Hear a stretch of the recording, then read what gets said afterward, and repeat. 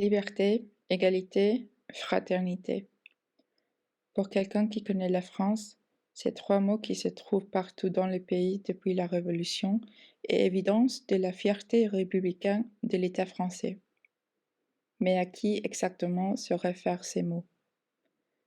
Lorsque la Déclaration des droits de l'homme et du citoyen a été rédigée en 1789, elle n'a certainement pas été rédigée en pensant aux descendants des anciens sujets coloniaux.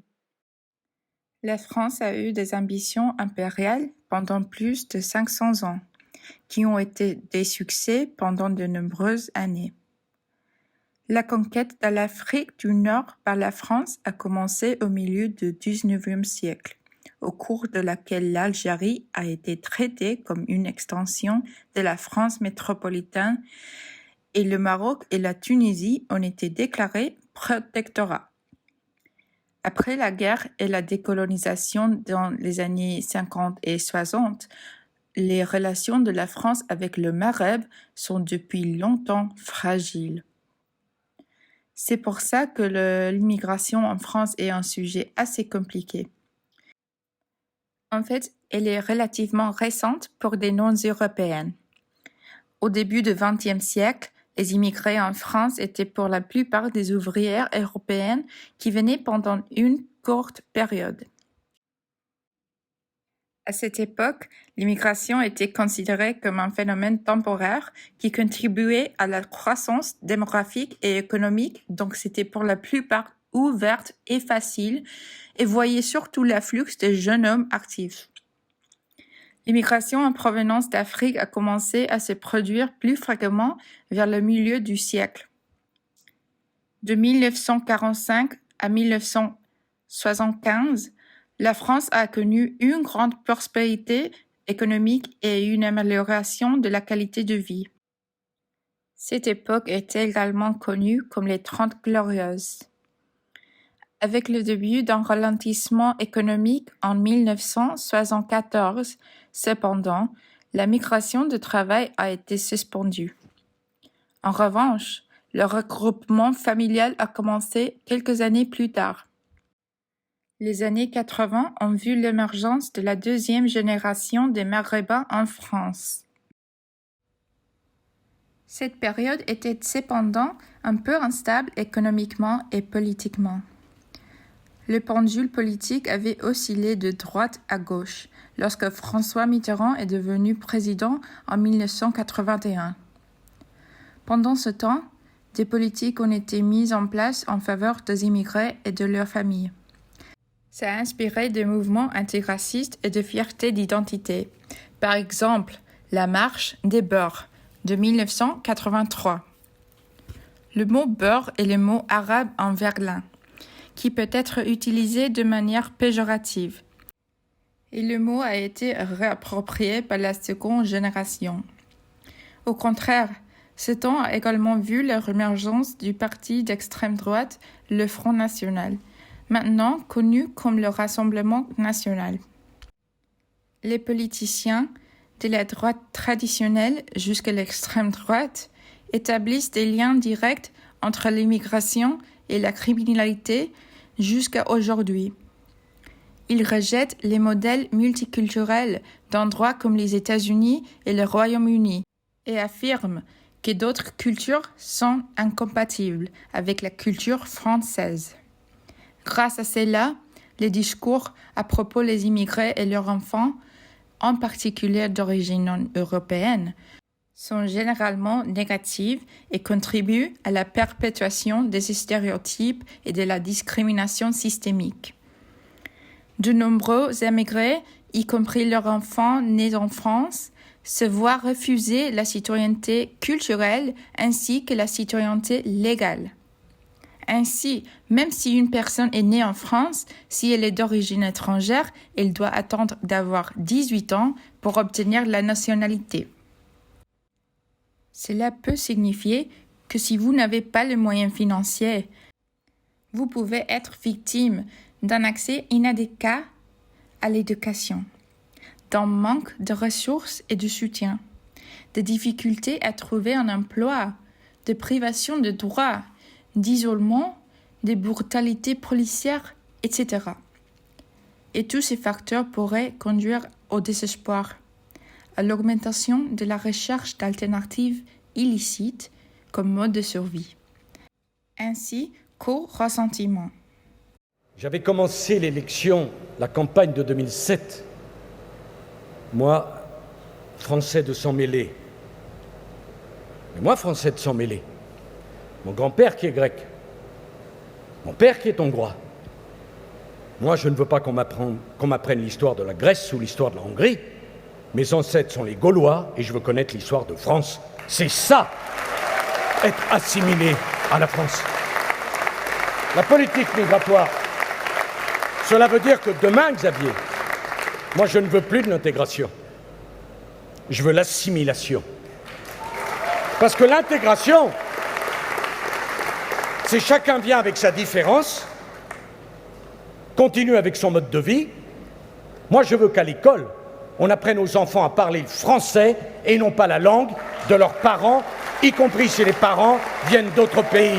C'est ça l'assimilation. Automatique. Mais je veux qu'on fasse la preuve de sa capacité à s'assimiler et à s'intégrer. La naturalisation, seul moyen autre que l'affiliation d'accéder à la nationalité, sera soumise à des conditions d'assimilation strictes. L'assimilation, ça veut dire faire sienne l'histoire de France, la culture française, les mœurs françaises. Ça veut dire devenir français, s'habiller comme les Français, donner un prénom français à ses enfants. Pour les politiciens qu'on vient d'écouter, et pour leurs sympathisants, l'assimilation est l'antidote aux problèmes prétendument causés par l'immigration. Selon eux, pour être un vrai patriote, il faut s'assimiler. Il faut oublier tous les aspects de soi qui, entre guillemets, ne correspondent pas aux valeurs françaises. C'est-à-dire, il n'existe pas vraiment des franco-maghrébins, franco-asiatiques, franco-américains, etc. Il faut que ce soit l'un ou l'autre. Mais pourquoi n'est-il pas possible d'avoir une identité nationale aux multiples facettes? La notion de ce que signifie être une nation est de toute façon compliquée car de nombreuses personnes ont des interprétations différentes. Selon la sociologue Dominique Schnapper, la notion de la nation est progressive et a permis le développement du lien social. Elle dit que le concept de nation est l'effort de se séparer des identités et des appartenances considérées comme naturelles, à travers l'abstraction de la citoyenneté qui caractérise le projet national. Il n'existe qu'une seule idée de la nation. L'historien Max Silverman soutient le contraire. Il estime que le racisme ou l'exclusion peuvent sortir d'une perspective universaliste à travers la perpétuation du mythe de la nation française. Mais il faut savoir que les problèmes qui existent en France ne sont pas dus aux immigrés, et nous devrions réfléchir davantage à la responsabilité de l'État. En plus de cela, il faut reconnaître les effets de ces préjugés sur la deuxième génération d'immigrants. Par conséquent, je trouve impératif de partager les histoires de la seconde génération nord-africaine. Quand je parle de la deuxième génération ou la seconde génération, je fais référence aux enfants d'au moins un parent immigré qui soit sont nés et ont grandi en France, ou soit qu'ils sont nés à l'étranger et ont principalement grandi en France. Ces personnes peuvent également avoir une double nationalité. J'ai appris que cette expression peut signifier différentes choses selon l'endroit, donc il est important d'être conscient des significations de la race et de la nationalité dans un contexte français. Mais pourquoi ces enfants de la patrie ne méritent pas le choix de s'identifier comme ils veulent? Et est-ce que les gens sont reconnaissants du parcours difficile que ces gens doivent recourir, juste à cause de leurs origines, pour se sentir à l'aise avec une double culture? Comme quelqu'un de la seconde génération moi-même, je suis très inspirée par les questions d'identité. Moi, je suis née en Colombie. Et quand j'avais 4 ans, ma famille a déménagé aux États-Unis. L'espagnol était ma langue maternelle. Mais après que je commençais l'école en anglais, l'espagnol a commencé à détériorer. J'étais toujours quand même fière d'être colombienne, mais ça me dérangeait quand les gens me traitent différemment à cause de mes origines. Et quand j'ai grandi, c'est inversé. Maintenant, j'étais trop américaine. J'avais l'impression de n'appartenir à nulle part. Je n'étais ni d'ici, ni d'ailleurs. C'est pour ça que je m'intéresse beaucoup à l'expérience de ces gens, surtout les expériences des jeunes femmes de classe moyenne qui sont d'origine marocaine. Au cours de mes recherches, la plupart des informations que j'ai trouvées tournaient autour des jeunes hommes de classe ouvrière, en particulier les Algériens.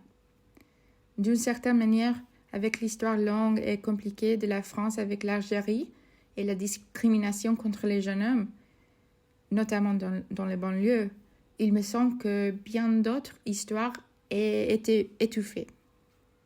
En tant que femme, je sais que mes expériences sont si différentes de celles des hommes. Et en tant que quelqu'un avec une double culture, je sais ce que ça fait d'être coincé entre le marteau et l'enclume. Je voudrais savoir comment les éléments culturels franco-maghrébins affectent la question d'identité pour ces femmes.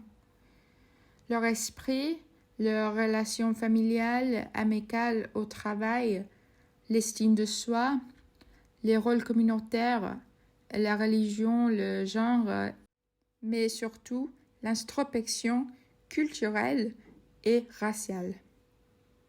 En 2022, j'ai passé mon été à Paris et j'ai eu la chance de parler avec 2 jeunes femmes.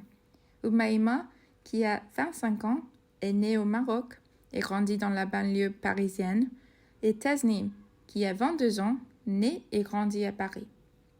Alors que Oumaima et Tasnim ont toutes des expériences communes en termes d'éducation culturelle, de scolarité, de religion, elles ont des perceptions différentes d'elles-mêmes en tant que femmes françaises.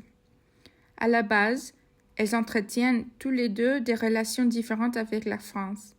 Oumaima est venue en France alors qu'elle avait déjà passé la plupart de son enfance au Maroc, tandis que la famille de Tasnim est venue en France depuis les années 80. Il y a un certain chevauchement dans leur définition de ce que veut dire être français, mais on pourrait même dire qu'en raison de leurs relations différentes avec la France, il y a des contradictions dans la façon dont elles ressentent leur propre identité. Pendant que vous entendez leurs histoires, vous verrez aussi des morceaux de Paris que j'ai filmés en me promenant. Mon objectif est que vous ayez une expérience de visionnage et d'écoute agréable, tout en pensant à ceci. N'importe laquelle de ces personnes que vous voyez à l'écran, ou même n'importe qui que vous pourriez croiser dans la vie, n'oubliez pas qu'elles ont toutes une histoire à partager. Il est important de connaître la trajectoire de cette génération et l'impact du va-et-vient entre leurs 2 cultures sur leur sentiment d'identité et d'appartenance. Il est important de connaître leurs expériences pour mieux comprendre le sort et la persévérance des communautés d'immigrants. En écoutant ces histoires, mon espoir est aussi de remettre en question le discours typique de ce que veut dire être français.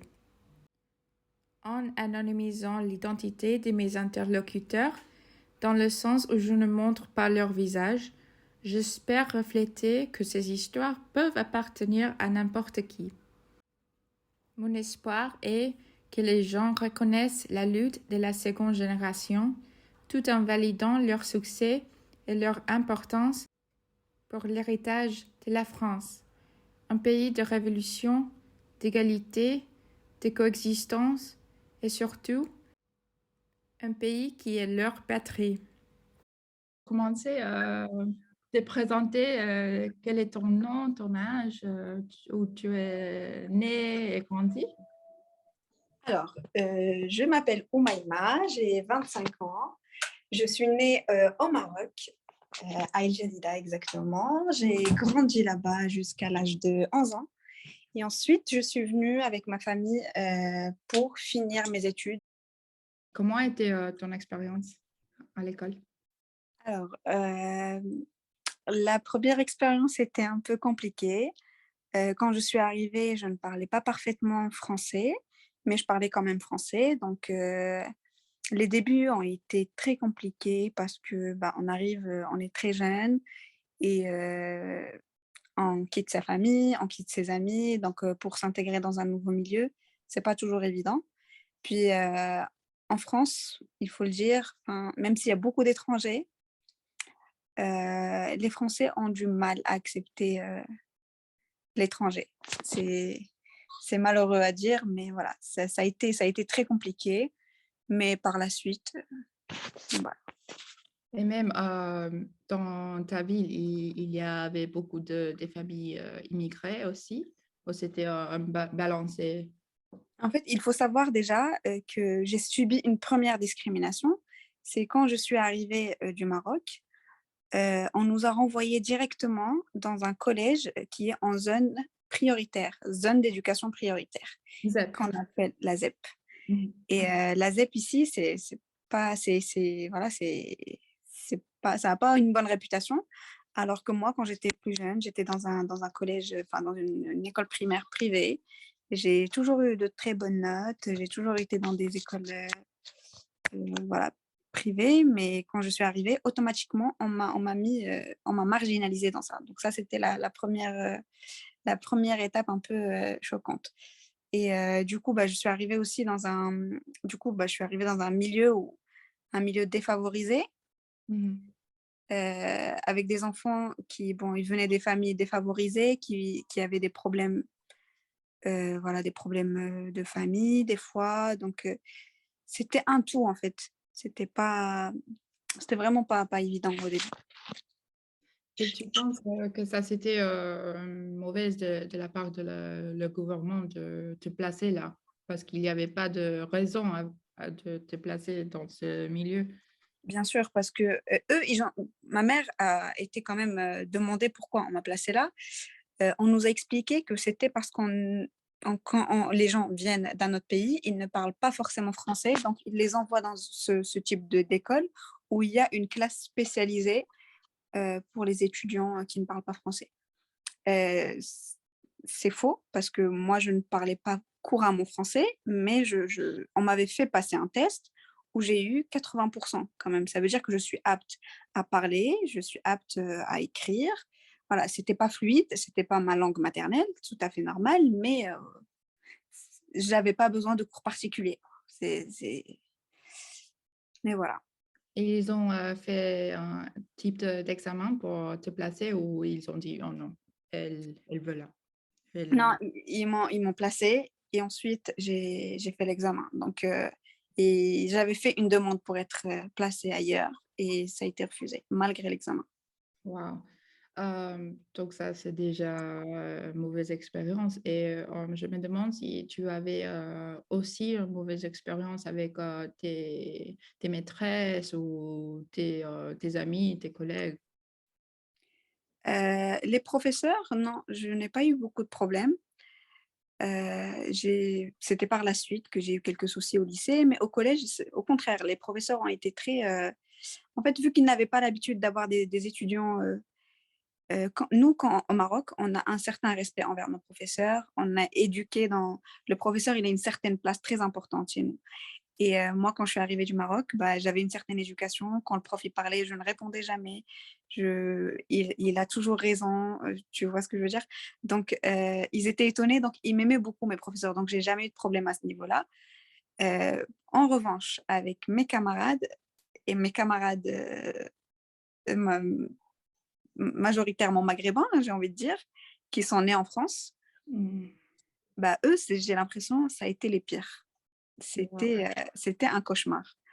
Déjà, faut savoir que quand on n'est pas né en France et quand on vient en France, on est automatiquement nommé blédard. Wow. Voilà. Ce terme-là, c'est un terme très péjoratif qui est encore utilisé d'actualité, quoi, pour nommer toutes les personnes qui ne sont pas nées en France. Donc, il y a un sentiment de supériorité des gens qui sont nés en France par rapport aux gens qui viennent d'ailleurs. Et il y a une sorte d'irrespect aussi envers ces gens-là, alors que ceux qu'ils appellent les blédards, c'est des gens qui ont une double culture. C'est des gens qui parlent plusieurs langues, c'est des gens qui ont fait des études ailleurs. Donc, des fois, voilà, quand on sait que l'éducation en France, c'est pas le top du top, donc des fois, c'est des gens qui étaient très forts. Et c'était mon cas. Moi, quand je suis arrivée au Maroc, j'avais de très bonnes notes parce qu'au Maroc, on nous apprend les maths depuis très, très, très jeune. Donc, on avait des techniques, on apprenait des choses qu'on n'apprend pas forcément en France. Nous, on n'utilisait pas, par exemple, la calculatrice. Donc, c'était... voilà, au Maroc, on nous apprend le calcul mental depuis notre jeune âge. Et ça, c'est quelque chose qui surprenait un peu et qui créait des jalousies. Et ça rendait les relations encore plus difficiles. Donc, j'ai dû me créer une carapace pour pouvoir me faire intégrer, pour subir certaines injures, c'était vraiment pas évident Même comme si expérience. tu voulais pas faire changer ton identité et tout ça, tu le fais pour être accepté. En fait, quand on arrive, quand on est jeune, on n'a pas le choix. En fait, on ne peut pas changer d'identité parce que quand on est jeune, on est innocent, on ne sait pas faire. Moi, j'ai essayé, hein, mais déjà, l'accent te trahit, le visage te trahit, ton comportement, l'éducation. Je suis née dans un pays avec des coutumes, c'est impossible de changer. Aujourd'hui, j'ai perdu un peu, voilà, un peu de mon identité parce qu'à force de m'infliger dans ma tête que je dois m'intégrer, je l'ai perdu, mon identité. Mais quand j'étais plus jeune, je n'arrivais pas. Et du coup, ça n'a pas été compris par tout le monde. Je suis quand même restée la blédarde pendant je ne sais pas combien d'années, donc ça ne changeait pas. Donc ça me fait penser, tu as pris la conscience que tu es différent depuis que tu es rentrée, tu étais très jeune. Ah oui, oui, totalement, totalement. Et puis même, en fait, en France, on n'a pas l'habitude avec les accents, par exemple. Les Français, ils ont un problème avec les accents. Donc, ce qu'on ne trouve pas ailleurs, moi, je suis partie en Argentine, j'y ai vécu pendant 1 an, il n'y a personne qui est venu me voir, me dire, tu as un accent, tu viens d'où? C'est quelque chose de très français. Donc, toutes les 2 minutes, il y a une personne qui te dit, ah, tu as un accent, tu viens d'où? Tu as un accent de blédard, tu as ça, tu as ça. Donc, à chaque fois, on te rappelle que tu es différent. Et ça, c'est vraiment très, très, très propre à la France. Et j'imagine qu'il y a des gens qui toujours, ils disent, oh, tu viens d'où? C'est quoi? Tu es quoi? Jusqu'à aujourd'hui, oui. Jusqu'à Oui. aujourd'hui, quand des fois, il y a des mots qui ne sortent pas de manière correcte. Il y a des sons qui sortent encore, mais j'ai encore mon accent très léger, mais je l'ai encore.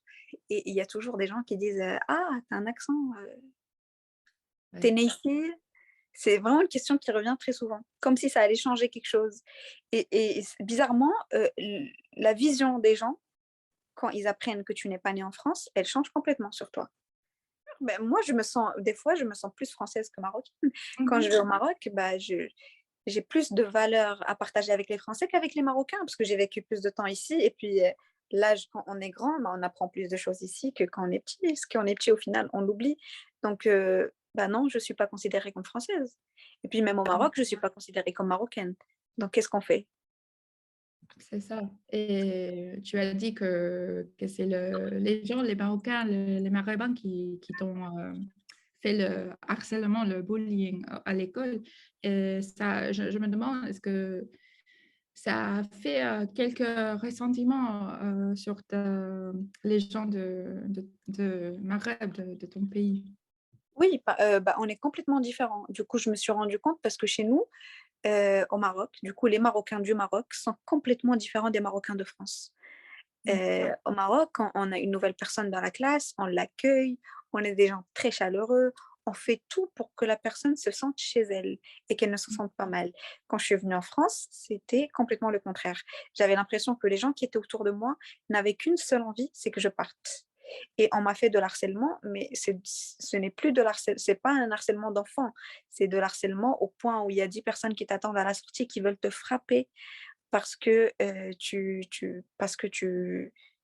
y a une haine, on ne comprend pas pourquoi. Il y a des madame, pourquoi elle a eu une bonne note, moi je ne comprends pas, alors qu'elle ne parle même pas bien français. C'est des réflexions comme si parler la langue, c'était un privilège, comme si être français était un privilège et qu'être maghrébin, ça ne l'était pas. Et c'est vraiment, c'est aberrant. C'est choquant. C'est choquant parce que je me dis que, et même au jour d'aujourd'hui, des gens de mon âge ont des réflexions racistes. Et ça, c'est vraiment inquiétant parce que je me dis que on a grandi ensemble, on a vu que des gens ont souffert du racisme ensemble. Comment des gens de mon âge peuvent encore être racistes et peuvent encore marginaliser d'autres gens. Donc c'est... Oui, c'est l'haine contre soi-même. C'est ça. Et oui, exactement, exactement. C'est des gens, moi je pense que c'est des gens qui ont été rejetés par la société. Les Maghrébins de France, c'est des gens qui n'ont jamais été acceptés par les Français. Et cette haine a créé en eux une plus grande haine qui a fait d'eux des gens qui ne veulent pas le succès d'autrui, qui n'acceptent pas, en fait.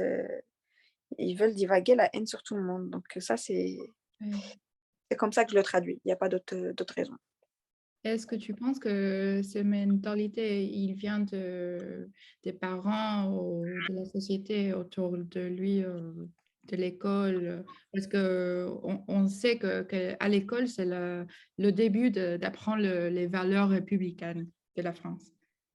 Oui, peut-être dans les écoles privées, on apprend les valeurs républicaines. Dans l'école publique où moi j'étais, dans la ZEP où moi j'étais, il y avait pas de valeur à apprendre. Pour moi, c'était des enfants de la rue, clairement. C'est des gens qui ont appris sur le terrain. C'est des enfants, mais tu as l'impression qu'ils ont des corps d'adultes parce qu'ils n'ont pas eu le choix. Je les comprends. Dans le sens où quand tu grandis dans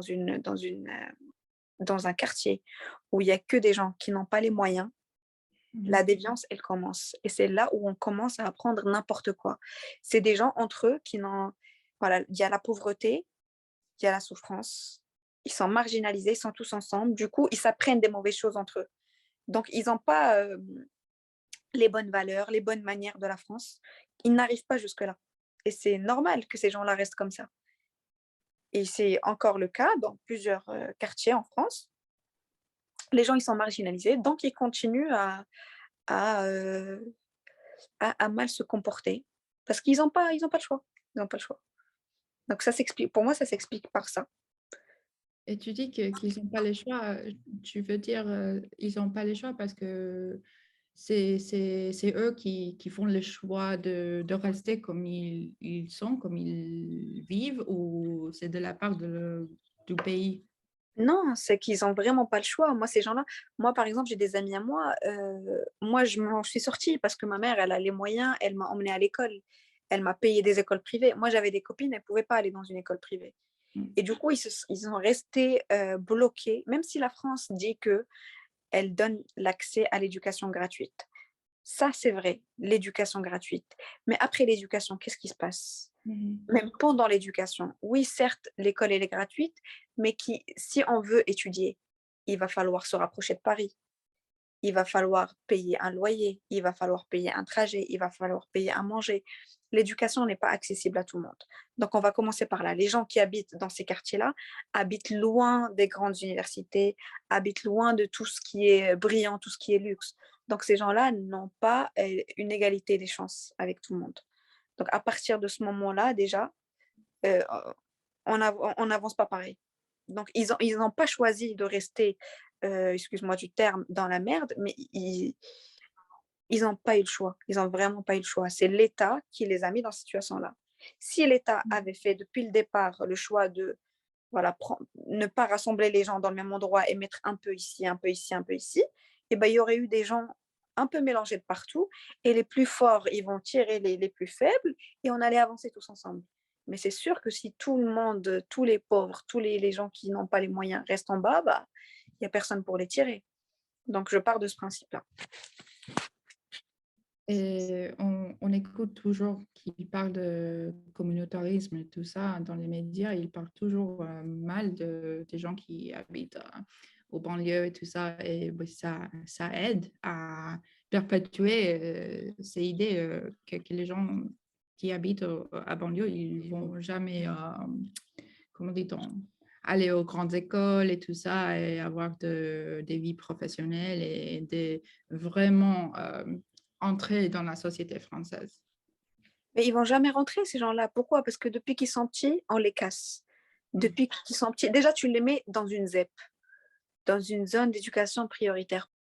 Si on les aide pas, si on les met de côté, bah oui. Eux, ils aiment bien dire le communautarisme, mais le communautarisme, la France l'a créé. À partir du moment où elle a décidé de mettre des gens sur le côté, là, le communautarisme, il est né. On leur a demandé d'être ensemble, donc ils restent ensemble. Et moi, je suis persuadée, et je suis même plus que persuadée, parce que ces gens-là, je les ai fréquentés, ce pas des gens qui sont heureux d'être dans des quartiers. Ils ne veulent plus avoir cette vie-là.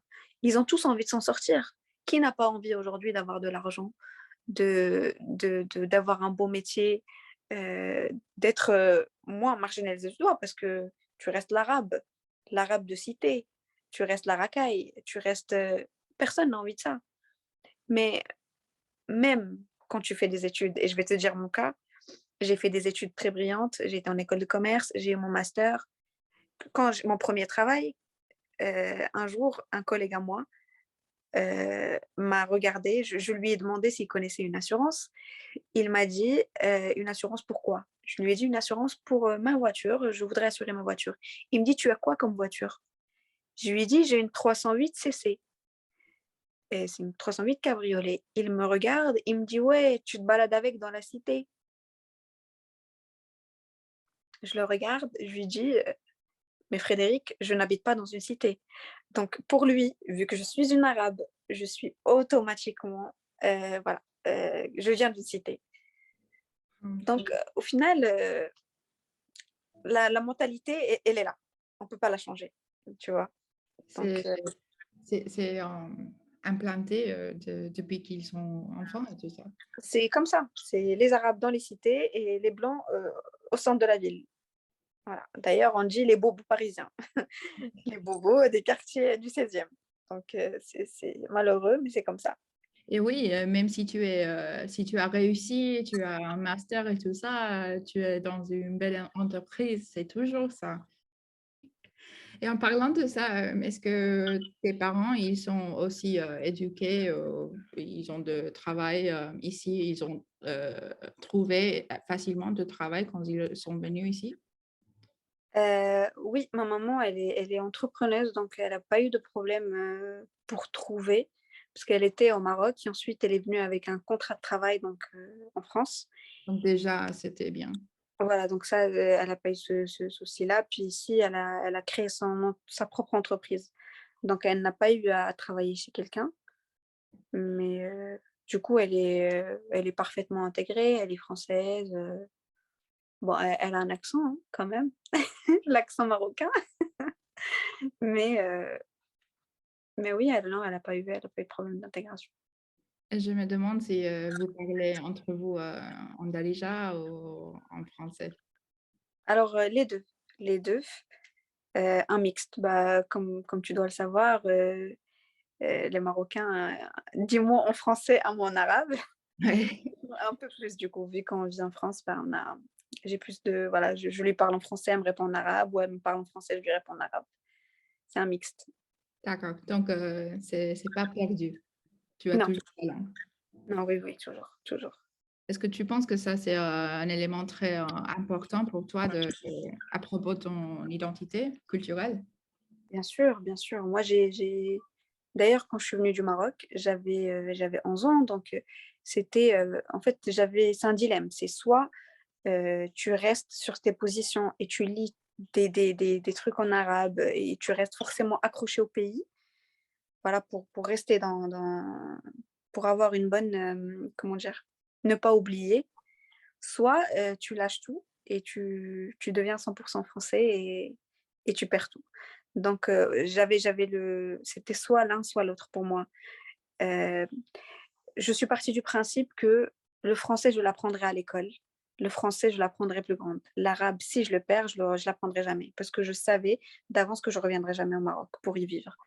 Donc, quand je suis venue, je continuais à regarder des séries en arabe, je lisais un peu en arabe. Puis, il y a ma religion aussi et le Coran en arabe.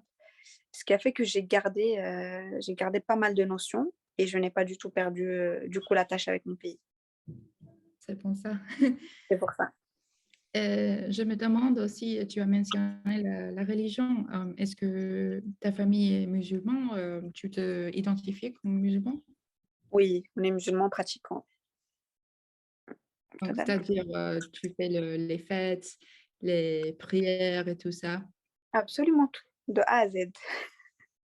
Est-ce que tu penses, moi, je ne sais pas, mais tu penses que dans la société, avec tes amis et tout ça, tu te sens parfois pas obligé, mais on dit en anglais FOMO, quand tu sors et les gens, ils boivent de l'alcool et tout ça, est-ce que tu te sens un peu comme ça?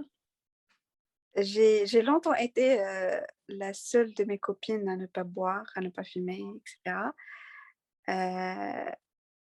Au début, les gens ne comprenaient pas. Mm. Mais après, ils ont vu que je m'amusais plus qu'en soirée, donc ils ont appris à faire avec. On n'a pas besoin de boire ni de fumer pour passer une bonne soirée. Donc, ils ont appris à faire avec. Mais oui, c'est vrai qu'au début, c'était aussi un moyen de dire, ah bah, elle est différente de nous. Voilà, on ne va pas l'inviter. De toute façon, je ne t'invite pas parce que tu ne bois pas. Oui, ça a été le cas. Mais après, j'ai eu par la suite des amis qui ont été très compréhensifs et qui ont tout simplement compris que, bah, certes, on est différents, mais l'indifférence, c'est ce qui fait la richesse. Ouais. Et tu penses que c'est un choix personnel de rester musulmane, c'est important pour toi? Bien sûr, bah, je pense que pour n'importe quel musulman, si tu lui demandes, l'islam pour nous, c'est une religion, hein, c'est sacré chez nous. Donc, c'est la base de notre vie. On met Dieu au-dessus de tout. Donc, si demain, on me dit tu quittes l'islam ou tu restes en France, je quitte la France et je pars. Enfin, c'est la religion au-dessus de tout. Mais ce que j'ai fait, ce que j'ai appris à faire, c'est d'adapter ma religion au pays dans lequel je suis. La France nous impose certaines choses que j'apprécie pas forcément. Qu'ils ont commencé à faire, c'est n'importe quoi. C'est un pays laïque au début, mais je ne sais pas ce qui leur est arrivé. Ça, c'est un autre sujet. Mais j'ai appris à adapter ma croyance. J'en ai fait une affaire personnelle, en fait. Ma croyance, elle est chez moi. Chez moi, je fais ma prière. Voilà, je fais ce que j'ai à faire. Puis dehors, je suis comme tout le monde. Voilà. Je n'impose rien à personne. Chacun fait ce qu'il veut. Mes amis fument, mes amis se droguent, mes amis se mettent nus. Voilà, chacun sa vie. J'ai appris à adapter, en fait, de faire avec. C'est tout. Même si c'est un peu compliqué, on n'a pas le choix. On est venu dans un pays, on ne peut pas leur imposer notre façon de voir les choses, et on ne peut pas leur imposer notre religion. Donc, moi, ma religion, voilà, chez moi et dehors, voilà. Ce que je trouve, c'est que les musulmans, ils gardent ça, c'est privé. Mais c'est les médias qui, toujours, ils parlent de hijab, de burkini et tout ça. Et ça, c'est un vrai problème. Et ce que tu as trouvé encore du mal avec tes amis au travail ou les gens, quand vous faites le shopping ou tout ça, est-ce qu'ils te regardent différemment? Parce qu'ils voient, oh, elle porte pas, ou bah. Oui, il m'arrive des fois, tu sais, ici, on a des petits marchés dans ma ville et quand je vais au marché, bah, je mets un petit voile sur moi et une robe pour aller au marché. Donc, j'ai des regards. J'ai des regards quand je sors de chez moi et les gens ne se comportent pas avec moi de la même façon quand je suis voilée et quand je suis non voilée.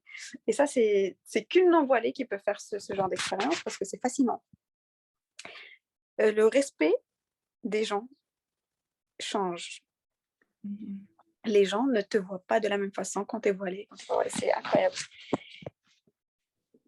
Je trouve ça écœurant, clairement, parce que je ne sais pas pourquoi un bout de tissu fait de toi un humain moins qu'un autre. C'est une façon de voir les choses. Par rapport aux amis, je sais pertinemment que j'ai beaucoup d'amis à moi qui ont grandi avec des parents racistes, donc qui ont une idéologie raciste. Et ces amis-là m'apprécient pour ce que je suis, mais n'aiment pas la personne, n'aiment pas de là où je viens, n'aiment pas mes origines, n'aiment pas mon peuple. Je le sais pertinemment. Et ça a été dur pour moi de fréquenter des gens. Et je sais au fond d'eux qu'ils n'aiment pas ce que je suis réellement. Ils aiment parce que je rigole avec eux, ils aiment le fait qu'on plaisante, qu'on sorte ensemble, je suis quelqu'un de drôle, super, on passe des bons moments, mais au-delà, je vais te donner l'exemple d'une amie à moi, avec qui j'étais en Argentine. Euh, à la base, j'étais censée habiter toute seule en Argentine. Puis elle m'a dit, voilà, moi je pourrais pas prendre un logement toute seule, viens, on fait une cohabitation et on fait une coloc ensemble. J'ai dit, bien sûr, viens. Donc on a décidé de prendre un appartement ensemble.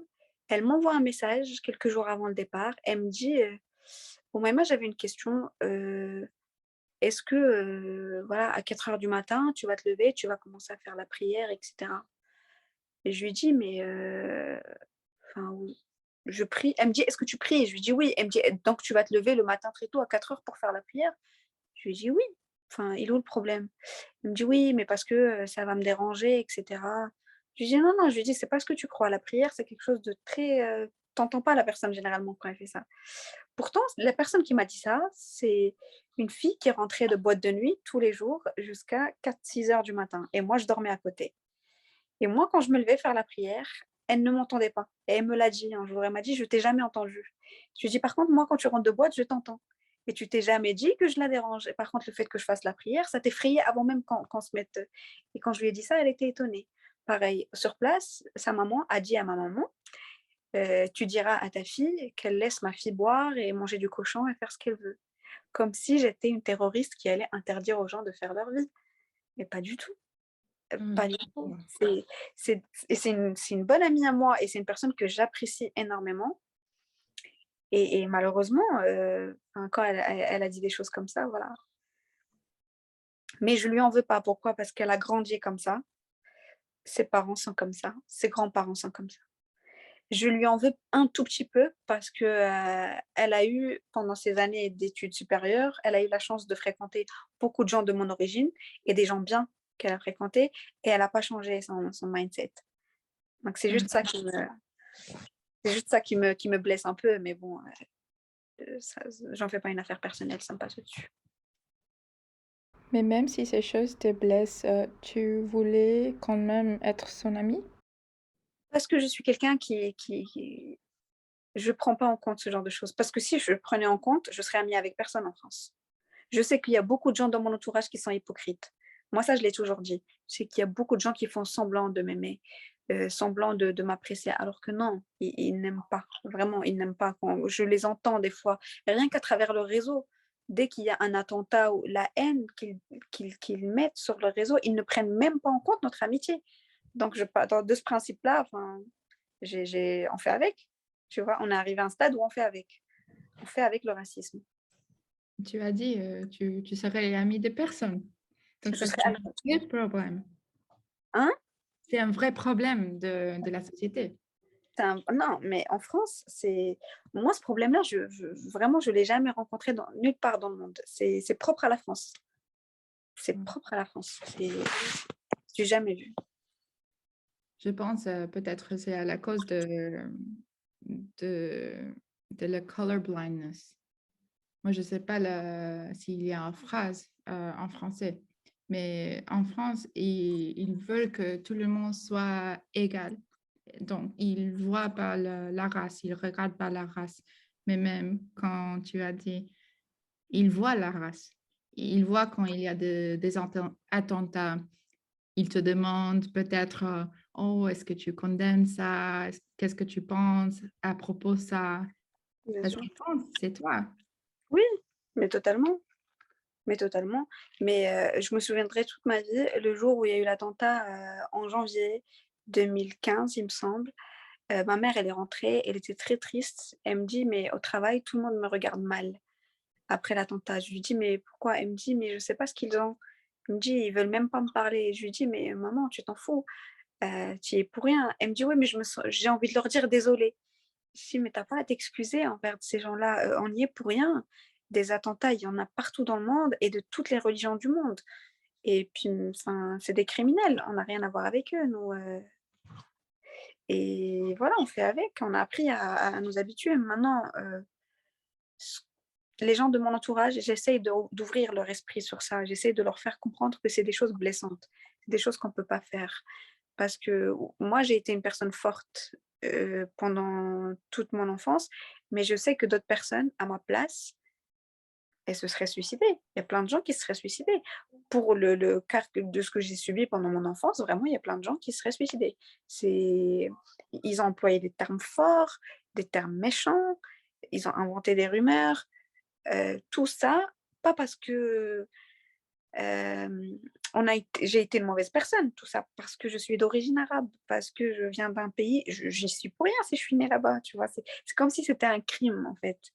Et c'est malheureux, mais tu fais avec, tu apprends à t'habituer, à accepter qu'ils pensent comme ça, parce qu'au bout d'un moment, tu peux pas non plus changer le monde. Les gens, ils sont bêtes, les gens, ils ont pas été éduqués, les gens, tu vas pas les changer. Donc tu fais avec. Ça a été ça. Et même comme ça, tu as dit tu veux pas rentrer au Maroc. Tu voulais rester, tu imagines le reste de ta vie ici? Pas en France. Je reviendrai pas au Maroc parce que je suis plus marocaine. Mm. Parce que j'ai perdu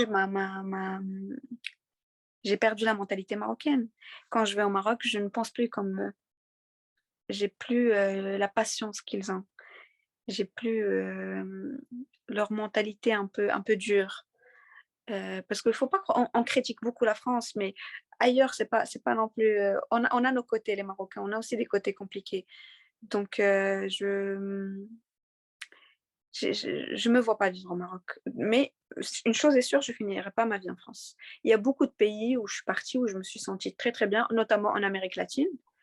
Je me suis sentie vraiment merveilleusement bien parce que il y avait beaucoup de gens qui ignoraient beaucoup de choses sur les Arabes. Ils connaissaient même pas les Arabes. Il y en a plein, ils pensaient que j'étais turque, donc ça me va très bien. Ah, ça me va franchement merveilleusement bien. Ils connaissent les Libanais et ça s'arrête là. Et ça me va, pourquoi? Parce que au moins là, s'ils tiennent des propos racistes, tu te dis c'est par ignorance. C'est parce qu'ils ne connaissent pas. Tu te dis c'est loin. Mais la France, ils n'ont pas le droit d'être ignorants. La France, ils ont les Arabes chez eux. Donc, ils doivent faire l'effort d'apprendre des choses sur les gens qui sont chez eux. Ils voient quelqu'un de Angleterre ou Australie ou je sais pas, ils disent oh c'est très cool ça, mais ils voient pas ça à rapport les Maghrébins. Ouais, exactement, exactement.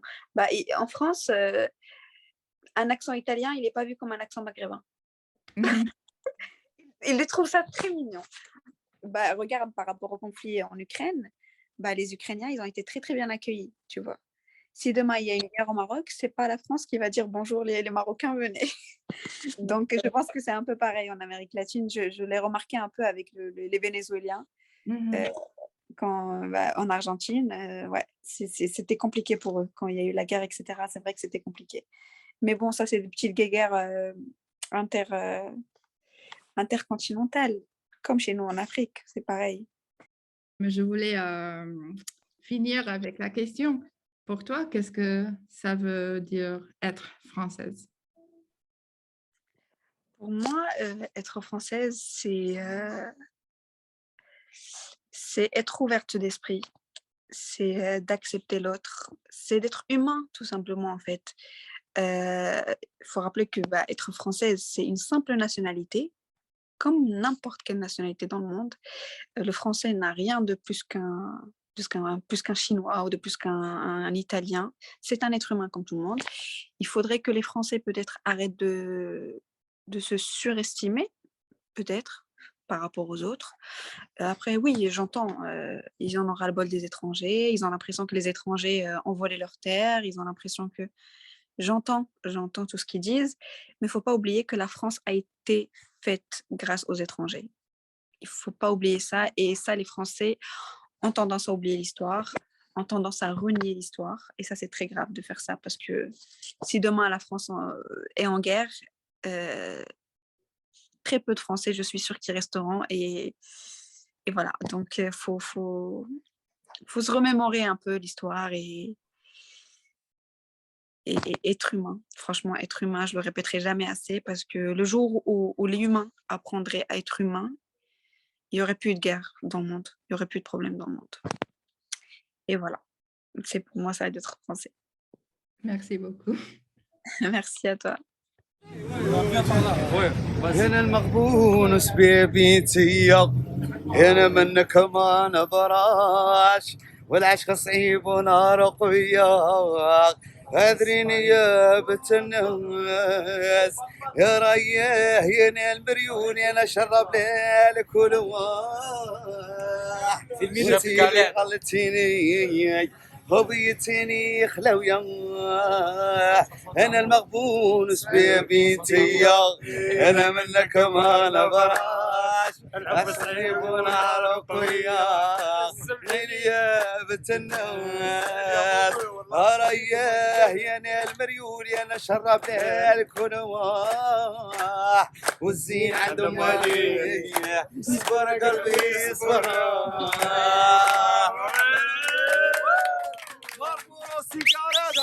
شاب خالد تحيا 1 2 3 فيفا الجيري يحيى ماربورو سيجارات بربس عنابه. Bonjour.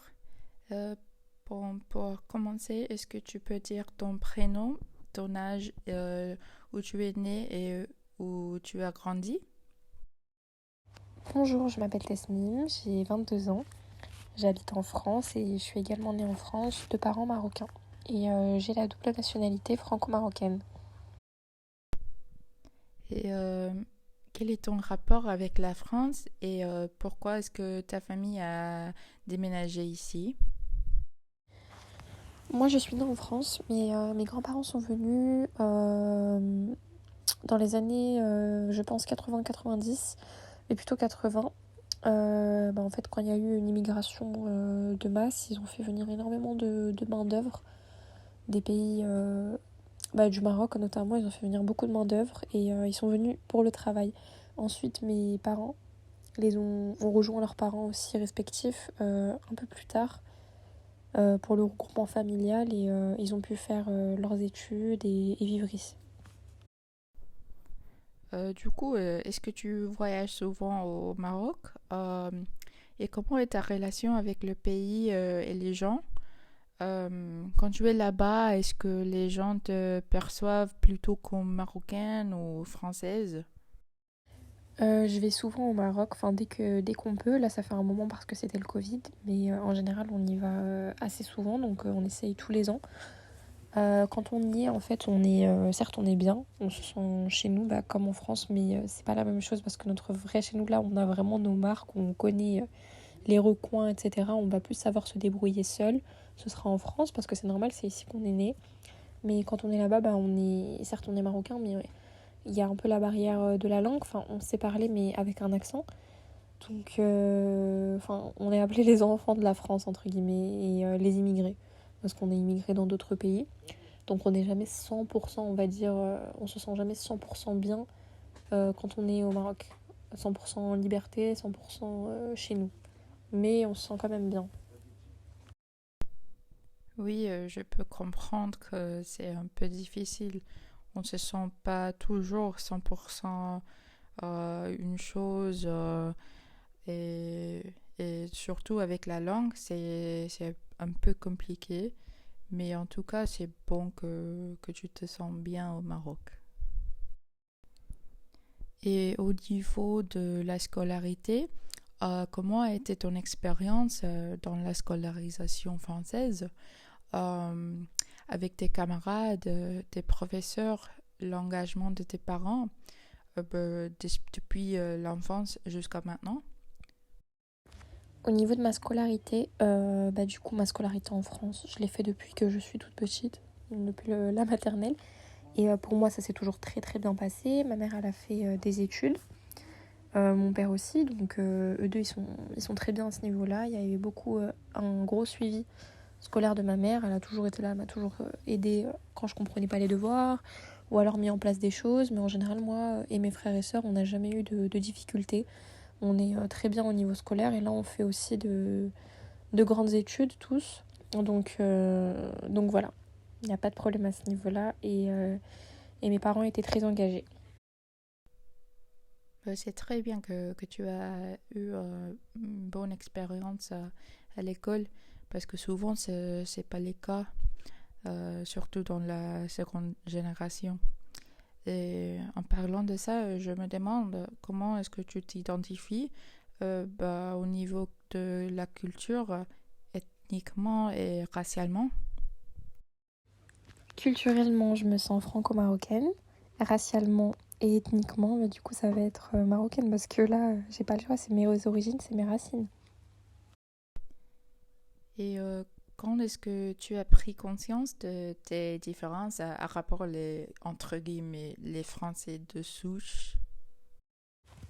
L'élément déclencheur qui m'a fait me rendre compte que j'étais pas, on va dire, française de souche, c'est déjà le physique. On se ressemble pas. Et aussi au niveau de la culture. Elle est complètement différente. Oui, je comprends ça. Et au niveau de la religion, quel est ton rapport avec elle et comment est-ce que ça affecte ton identité? Moi, je suis de confession musulmane, mais c'est pas le cas de tous les gens du Maghreb. Il y a beaucoup de Maghrébins qui sont chrétiens ou alors juifs. Et il n'y a aucun problème, je me sens très bien dans ma religion et ça me pose aucun souci au quotidien, je vis très bien ici. Alors, je suis contente que ça marche très bien, mais je sais qu'on entend toujours dans les médias des idéologies préjugées. Et comme réponse, est-ce que tu considères tes attachements à ton héritage maghrébin comme une opposition aux valeurs de la France? Pour moi, j'ai carrément la double identité, donc la double culture, et c'est vraiment une richesse d'avoir deux cultures. Donc je me sens aussi bien française que je me sens marocaine. Après, certes, au niveau du physique, de la culture, je suis plus proche de la culture marocaine parce que je mange marocain, je parle marocain. Mais vraiment, la France, c'est la France, c'est mon pays, c'est là où je suis née, j'adore la France. Et j'adore aussi la culture française, et je connais tout aussi sur la culture française. Et voilà, et du coup en réponse aux préjugés à la radio, on va dire, ou à la télé, non. La double culture, c'est la plus grande des richesses et au contraire, ça permet d'apprécier encore plus ce qu'on a. Et avec ta double culture, comment penses-toi que les gens te perçoivent et comment sont les relations avec les gens au travail ou à l'école? Est-ce que tu as déjà ressenti le besoin de changer un aspect de toi-même pour t'intégrer à la société française? Ce que les gens pensent de moi au travail, à l'école, etc. C'est que je suis une personne très gentille, très cool, souriante, aussi avec beaucoup de culture. Enfin, moi, je m'intéresse beaucoup à la culture. Voilà, ils pensent de moi ce que je suis.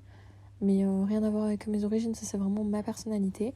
Et les relations, moi comme je suis quelqu'un de très sociable, les relations, elles se passent très bien avec tout le monde, que ce soit un Chinois, un Français, je suis française aussi, mais bref, un Français de souche, n'importe qui, je m'entends très très bien avec. Il n'y a aucune différence, aucune barrière. Et j'ai jamais eu besoin de changer mon identité ou de cacher mes origines pour me faire intégrer, enfin pour m'intégrer, parce que tout simplement, il n'y a pas besoin. C'est mieux de montrer ce qui on est vraiment pour que les gens ils nous aiment vraiment pour ce qu'on est. Et est-ce que tu veux rester en France? Comment tu t'imagines l'avenir personnellement et dans la société aussi?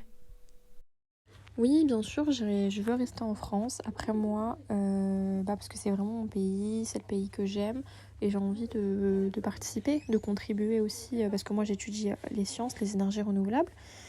J'ai envie de contribuer au savoir de mon pays. Après, il y a énormément aussi de Français de souche qui quittent la France en ce moment pour s'expatrier. Donc aux États-Unis, en Australie ou dans les pays d'Afrique, d'Asie. parce que tout simplement, politiquement, ça commence à être un peu n'importe quoi. On est en train de descendre vers le bas, alors que c'était un pays cool, la France. Maintenant, ça devient un pays bizarre. Donc peut-être que plus tard, je changerai de pays. Mais je pense que je vais rester en France, parce que j'aime beaucoup ce pays. C'est mon pays.